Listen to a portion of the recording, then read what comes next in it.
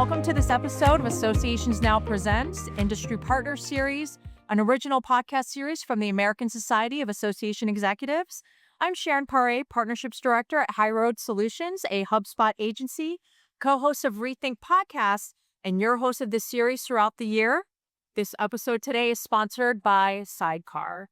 We're recording today from ASCE's MMCT conference in Washington, D.C., where association professionals from across the industry are gathering to share ideas, build connections, and explore what's next for the community. I've got the perfect expert with me today, Erica Salm-Ranch. Did I say that correctly? You sure did. Okay, Yep. awesome. She is really leading the association industry in all things AI. A lot of you might have heard of AAIP, their certification program. They're part of the Blue Cypress family. But before we kick all of that off and get into all of those details, I know you're still celebrating a special day today. I know we're here at MMCT. We'll get to that in a minute, but you're celebrating your 15-year wedding anniversary today. I am. Oh, yeah. That was a fun fact Yes. that we shared right before. Yeah. So I will see my husband later this evening, which is great. He'll get some time with me. It seems like a fair trade-off, though, to be at MMCT. This is so fun. Yes. And then I have another thing. You were talking to me a little bit about your hotel. You know how when you travel a lot, I know for work, a ton. Yeah. And everyone kind of has their ritual when they get back to the hotel and what they do. Is there any things that you need to do? I'll give you an example. So for me, when I'm traveling alone in a hotel room, I always have to sleep with friends on. It's always running. It's always running. Yeah. Do you have something like that you do? Like, what is your ritual? You and I are two peas in a pod. I usually have friends on in the background, or I always make sure I have snacks with me in my purse, because I feel like a lot of times the hotel snacks, they're not as healthy or nutritious as you want them. Yeah. So I always have like nuts packed or protein bars in my purse, and then I lay out my snacks so that I have something in the morning to wake up to. Okay. Yep. I love it. Okay, so I want to talk about MMCT, but before we get into it, you did win an award this year with AWTC, the Technology Leadership Award. Tell me a little bit about that and what that award meant for you. I was there. So I was really excited to see you win that. Erica gives a great speech, by the way. She's a great speaker, so please bring her to your event if That's really kind of you. I was so humbled by it. It was so exciting. I was just overwhelmed by the award. And Rebecca and the rest of Carrie and Jill and the amazing women at AWTC, they do such a good job of bringing women together and empowering them. And they truly filled a gap in the association space. It is so cool to be a part of that movement. And I think it was just really emphasized last night at the AWTC happy hour. I was just going to ask, what did you think about that? You literally could barely move in that room because everyone is so supportive of what they're doing. And women in technology need to be celebrated. I think about my daughter, and I mentioned her too in my award acceptance speech, because she wants to be a rocket scientist. She wants to send my little one to the moon. He wants to be an astronaut. I am all about that. And I mean, has there ever been a better time to be a rocket scientist for a lady, right? Like, come on, let's elevate these women who want to be in STEM. That's amazing. And Let's get her on Artemis 3, right? oh, right? Yeah. Exactly. So it just was all that together, all of those feelings together. And it was an amazing moment. I was, again, so humbled, so thrilled. And it was just great to celebrate with all the 15 other women who won awards as well. So what a fabulous night. So tell us how you stumbled into the association world. Nobody has I want to grow up and I want to be in associations. I don't know. Maybe you did, but did you stumble into it? How did you get here, and how did you say, hey, I'm going to support the association community and stay? Yeah. So like you said, it kind of happened a little bit by accident. So I guess I'll go all the way to the origin story. When I was getting my MBA at Tulane, Amit Nagarajan, who was the founder of Aptify and sold Aptify to Community Brands, it was when he was still at Aptify, and he came to speak to my class about what they're doing at Aptify, how they help associations, and how their purpose was to help associations fulfill their purposes. And that just was so cool to me. At the time, I was actually working for Tulane as well, so in nonprofit land. And I was moved by that. And I went to speak with him after he spoke to our class. And so that was our first connection. And then fast forward, after I graduated with my MBA from Tulane, I went to run a big team in a marketing agency. We had like 1,200 clients, just a largest agency in the Gulf South, at least at the time. And my team executed on all the digital services. So like everything on like SEO, repurposing content, paid online ads, web dev, you name it. And when Amit and I then reconnected like 4 years after I was at the agency, and he was sharing with me this opportunity to use AI to make some of the things that like essentially we were doing at the agency so much more efficient and effective and personalized, it seemed like a no-brainer. I was like, this is where the world is going. So that was almost 9 years ago. And I was with Rasa for about 7 years. And now I've been with Sidecar for going on a couple years. So I've been with the Blue Cypress family of companies for almost 9. And this community is amazing. Everyone's so kind and warm. And I really do feel like I'm making an impact teaching people about AI. And that's what we do at Sidecar as well. So, the rest is history. It just always felt like the right fit. And that's exactly what that award, I think, it really shows as an example of what you're doing for the community. So thank you so much for all the women in technology. Oh my gosh. And what I do want to mention really quick is Amit and, the Blue Cypress, family of brands. And one thing that I know for 2030 is they want to make sure these associations are going to be in that same realm of Fortune 500 companies when it comes to technology. Yeah. And one of the things that I think about all the time, and, I've asked this on some of the podcasts and, the associations now team knows that I've asked this before, but not controversially, but traditionally associations are a little bit behind. Sure. And now with AI coming up to speed and associations starting to finally get into that world, do you think that associations finally have this opportunity to be at the same starting line as their for-profit counterparts? What do you think? Absolutely. And I know Blue Cypress mission, that's their bold statement. Yeah. But now you think that we're finally there and that we are not the dinosaurs that they say we are? Absolutely. I mean, there has never been a more leveled playing field than there is right now. Great. This technology can amplify the work that almost anyone does. And being part of the movement where we teach people how to harness it and how to leverage it is so incredible. Like you said, Blue Cypress's purpose is to make associations as powerful as the Fortune 500 by 2030. And the part that Sidecar plays in that is kind of like this chapter 1 for them, right? Like helping to educate people. So there's so many people that say, I don't know where to begin. We want to quote unquote do AI, but where do I start? Well, education is a great place to start because you can speak the same language as your team. You can figure out which tools and which puzzle pieces fit in to help you amplify your mission and your purpose. Because it's not just about AI for AI's sake, right? It's about figuring out which of these tools can be harnessed to push forward your organization. And that's why education is such like a great foundation for all of that. And I think MCT is obviously the perfect place for it. So let's talk about that a little bit. I know you had a session yesterday. Yeah.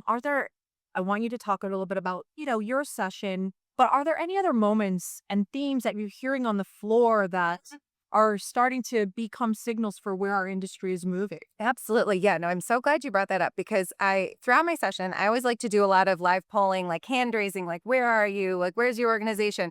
So I always start with, how frequently do you use AI? Starting with like, I've never touched the stuff to, I've dabbled to weekly to daily to I'm using agents regularly to help me complete tasks. And this year, I always kind of do that poll in the beginning of my sessions. This year, the number of hands that were raised for I use it daily and I'm building agents and automations was overwhelming compared to the year before. And the number of people who raised their hand for just once a week was much less than it was, like I said, a year ago. Right. So that was really, really cool to see. And in my sessions, depending on, the content that I'm speaking about, I do like to talk about tools and like show people practical applications in action. That's my favorite thing to do because I think that's like a thing you can put in your suitcase and take home for Monday morning to bring to back to your organization. So we did a lot of that. And I showed probably, 20, 30 tools or talked about that many. And then I did something new this year where I talked about, okay, now we take these tools, we have them all in the back of our heads for like what is possible and what the capabilities are because they're changing so fast. But you just need to know, like, generally speaking, what is out there and what's possible. So I said, keep that in the back of your heads. Now we're going to talk about strategy. Pull up your strategic plan and figure out where these puzzle pieces plug in and how you can demonstrate to your board, to your leadership, to your peers that these tools are actually working to push forward your missions and moving the metrics. So that was a fun moment. It was a new piece of content for me, but I think it was impactful for folks. There was an article I read recently about what you called leadership malpractice. And I thought that was really interesting because usually you'll hear that in the doctor's office if there's, Sure. something bad happening around what people Yeah. are doing. Tell me a little bit about that as it relates to AI and association. Absolutely. So it is a provocative term. It is. I'll give you that. No, Yeah. I love it because I think that you're right. Well, you tell me, but it could be doing a disservice to the association because of Yeah. this. So I want you to tell us a little bit about that also. Absolutely. Well, at Blue Cypress, at Sidecar, we believe that educating your people and developing your people is a core part of pushing your organization forward, right? And in this time of such rapid change, I mean, it's unbelievable how quickly things are moving here. And in this time of rapid change, if you're not educating your people and bringing them forward on this technological journey, you're doing them a disservice. Yeah. Both with regard to inside of your organization and what's possible from inside of your organization, but also with regard to like what they do afterwards, right? Like realistically speaking, not everyone is a Reggie Henry where you're doing amazing things for 30 years at one organization. Like they're going to go out into the world and you have to elevate your people. And the way to do that is through education and teaching them about everything that's happening. So you just mentioned about how AI is moving really, really super quickly. And, again, most association professionals are not technologists. It's right that MMC added the technology part to kind of marry everything here. So how do you translate fast moving developments into something a non-technical leader can actually act on this week? Yeah, well, it's never been a better time to be someone who's interested in technology, but maybe not classifying themselves as a technologist Right. because the barrier between imagination and like actualization has never been smaller, right? I mean, you could ideate on something and go open your computer and build it for less than a cup of coffee, right? I built a dashboard for folks in the session yesterday, and it's just I'm not a coder, right? And so it's so amazing that you can kind of harness these tools and see them in action and experiment. And I always say, like, the best place to start with AI is just doing it. You can't really learn it well until you try it. And I don't like to talk about tools usually until I've tried them myself. And the barriers to entry to like experiment with these things have never been smaller, which is so cool. Let's take a quick break to hear a word from our sponsor. Sidecar is on a mission to demystify AI for association and nonprofit professionals through education, events, and community. At the heart of Sidecar is the AI Learning Hub, a platform of self-paced courses built specifically for the association world and available for both individuals and entire teams. The hub is also home to the AAIP, the Association AI Professional Certification, a foundational credential that validates both the knowledge and the practical skills association pros need to lead AI initiatives with role-based learning pathways, also offering CAE credits. Beyond the hub, Sidecar produces a wealth of free and ongoing resources, including the Sidecar Sync podcast, Sidecar Scoop newsletter, a use case library of short, real-world AI examples, and a vibrant online community, plus executive programming for senior leaders who want to go deeper. And every fall, Sidecar hosts Digital Now, the premier conference for association leaders focused on the future of leadership, technology, and innovation. Whether you're just AI curious or ready to certify your whole team, Sidecar is where the association industry goes to learn AI. So you've been a big believer in bringing the whole staff along rather than just one AI person. Well, what actually changes when an entire team is actually working on this together? Yeah, you can speak a common language. I always say, taking AI courses together, almost like a book club, can be so impactful because even if it's asynchronous, like a book club, you're reading the book separately, then you come together to talk about it. And we've seen some of our clients do that, and it's had such an amazing impact because then they can share ideas and there's, less resistance because everyone knows what each other are talking about. Even if you haven't done the things yourself, you still know about them and you can speak the common language. You have the same foundation. And so oftentimes we hear and we believe that, AI isn't necessarily a tech problem because the tech has never been easier to use. It can be a culture thing, right? Like you have to encourage people and lead them and, make the playing field leveled.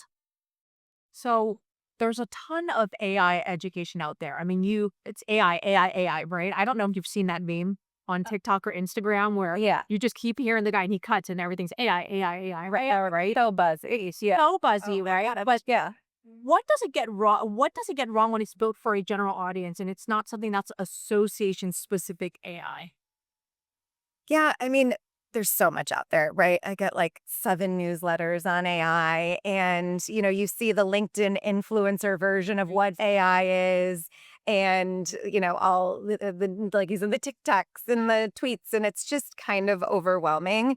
So that's why I think, Sidecar is such a great solution for folks because it truly is the intersection of AI for associations, and all of the content we've built in our learning portal is specifically geared toward association use cases like event planning and membership growth and retention and what member organizations need from their AI tools as opposed to just general AI learning. And I think that there's, there's such an opportunity there for people to explore how this stuff can impact their specifically association lives and not just general learning.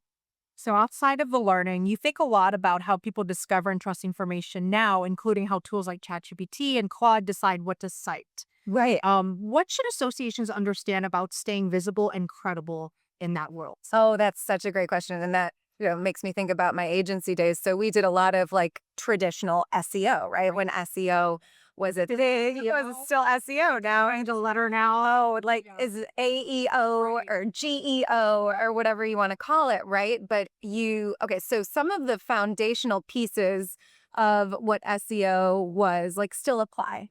Like if you need to optimize your image metadata, you need to optimize your page metadata, you need to tag your images, like all of these like data points, you have the opportunity to optimize so that you're telling the internet what your information is about, still hold. They're still important.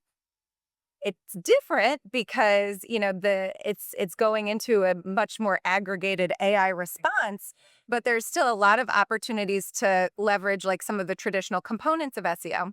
That being said, there's much more now to think about, and there are a lot of trends to stay on top of in terms of like what these LLMs are training on, and it changes very frequently. So I think that you bring up such a good point because all of these associations, they still want to be in the rich AI answers that are presented when someone is querying Google or Bing or what have you. So I'd say, first of all, stay educated, like keep on top of it because it is changing fast, but also like educate your marketing teams that it's not just about the traditional SEO components anymore. You have to kind of expand beyond what your current knowledge is.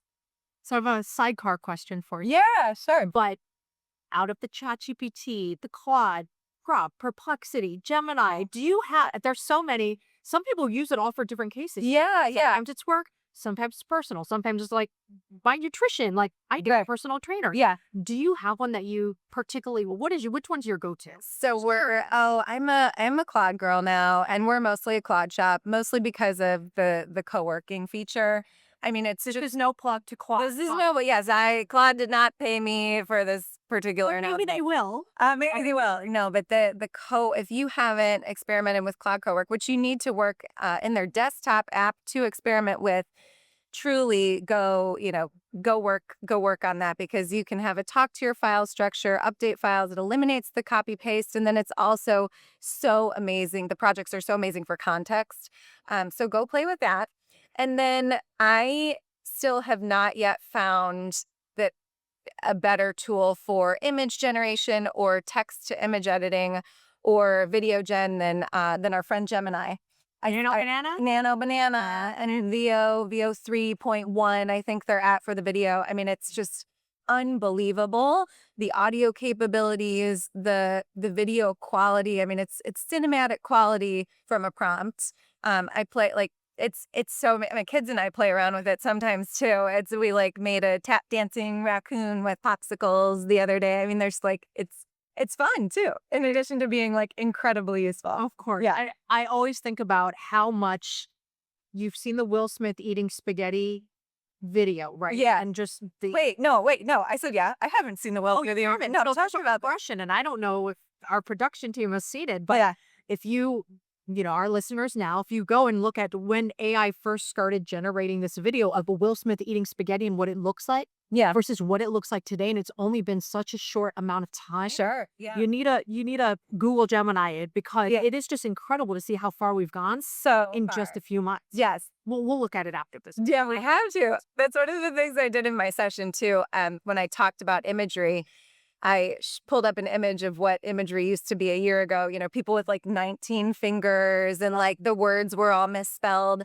And now it is just unbelievable with the written content within images, the human faces, and just how clear and realistic and lifelike they are.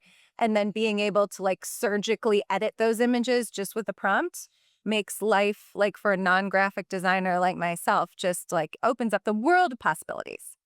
So everyone worries about AI shrinking teens. We've seen it even recently in headlines. A lot of these big companies are doing these mass layoffs because they say that AI is going to really start taking over jobs. But I think you at Sidecar, you frame it a little bit differently for associations. So Yeah. can we dig into that a little bit more and why these association staff shouldn't worry? Right. We see it as more of an amplification of the work that you're currently doing.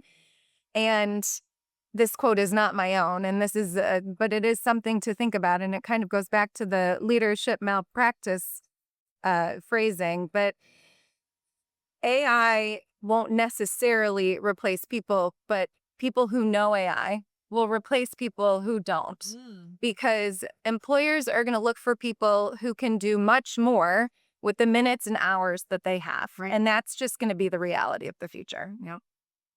All right. We're going to move into our fast five. Oh, sure. All right. Okay. Okay. So there's no wrong answer. So say whatever comes to mind. It can be personal. It can be professional. Okay. So what's a book, podcast, or account every association pro, well, I guess this one's a professional one, but if you want to drop in a personal one too, Yeah. what is one that they should follow right now? I am a sucker for business books. I love Good to Great by Jim Collins. Okay. I also love Rockefeller Habits. I feel like they both lay such an amazing foundation for building and growing organizations. What is a tool you couldn't live without right now, and it doesn't have to be AI? A tool I couldn't live without. Oh, okay. It is the most like simplistic technology in the world. But I'm going to tell everyone to go sign up for an account right away. It's called Follow Up Then, followupthen.com. And Google has like a similar sort of like boomerang in their tooling as One well. more time. This is more for me. Followupthen.com. Okay, so what it is instead of having a to-do list that represents things that you might need to do in like 3 months or 5 months or like once a year, you send an email to followupthen.com. Okay. And it emails you at the precise moment that you need to do the task. Oh. And then if it's something like you need to snooze it, like let's say it's something you do once a year, You do the thing that year, and then you like hit in 1 year, like snooze button, basically. Oh, So like grandma's birthday, okay. it's going to send you an email on grandma's birthday. You got to give her a call and then you snooze it. Or like that once a month report that you need to send to whoever, you snooze that once a month. And that means that your to-do list only is, the top 3 things that you need to actually get done that day. And everything else, that it's going to be presented to you at the precise moment you need to do it. It changed my life.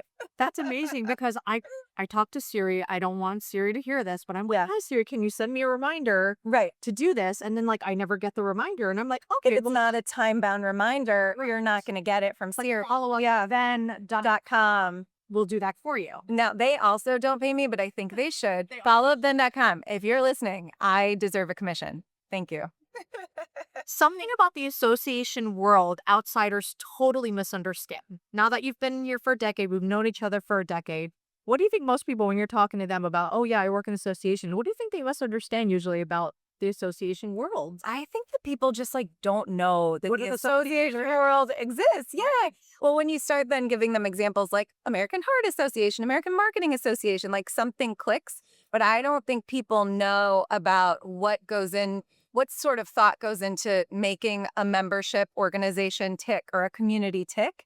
And then then it, you have to like get the light bulbs to turn on. And I think something else that that associations don't realize is just like how valuable their audiences are to certain people. Like obviously I'm a sponsor of this conference. Sidecar is a sponsor of this conference. Like being in front of this audience is so incredibly valuable. And I think that association professionals tend to undervalue like how valuable their audiences are to the outside world. And that's maybe why the outside world doesn't understand associations as much. Yep. And it's funny you mentioned like American Heart Association because I know that I wouldn't walk into a dental office that didn't have that seal of ADA approval. Right. People just forget about some of those things that That are break it life. out. Yeah, exactly. Best piece of advice you ever got. Oh, to be a lifelong learner. Yeah. So this is truly the rule for you. Yes. And yeah, I love teaching people things. I love learning. I tell my kids all the time, I remember this poster in my like 1990s elementary school classroom, knowledge is power. Knowledge is really power. Like if you educate yourself and stay on top of things and like can speak about the hot topics, like that can elevate you so much and just really help you figure out your own path in life. So if you weren't doing this though, what would you be doing? Oh, I don't. Oh, okay, fine. Do you really want to know like my dream job? Travel food show host. Oh my gosh. That's my dream job. I would love to watch that. Yeah, wouldn't it be? And eat, go to places and like talk to people about it and teach people about food. So where's the one place you haven't traveled to yet to try the food that you want to try? I really want to go to Japan. Oh yes. Have you been? 5 times. 5 times. Oh my gosh. I want to go to Japan so badly. I think the culture is so interesting and I'm a big sushi lover. I eat sushi from its birthplace, of course. Well, Erica, this has been everything. Thank you so much for sharing, your expertise, everything here at MMCT, everything on the AI front. I really appreciate you being here, sharing your time with us. Can you tell everybody where we can find you and where they can find Sidecar? Yeah, so please visit sidecar.ai, and we are your one-stop shop for all things AI learning for professional and trade associations. Our cornerstone offering is our AI Learning Hub, which you can buy at the teams level or at the individual level. And we also have like 200 level education through our mastermind program. And come to the Digital Now conference. It's going to be in DC, October 25th through 28th. DC. It is. Oh, Yes, amazing. we go back and forth between Chicago and DC, and it's a DC year. We're going to be at Hilton, Arlington, Roslyn, the Key. We would love to have you join us. Come sign up. digitalnow.sidecar.ai. Well, awesome. Well, thanks to everyone for listening to the episode of Associations Now Presents. Thank you so much, Erica, for being here. Join us each month as we explore key topics relevant to association professionals, discuss the challenges and opportunities in the field today, and highlight the significant impact associations have on the economy, the U.S., and the world. Be sure to subscribe to our podcast on Apple, Spotify, or wherever you listen to your favorite podcasts. And for more information on topics that impact the association space, visit Associations Now online at associationsnow.com.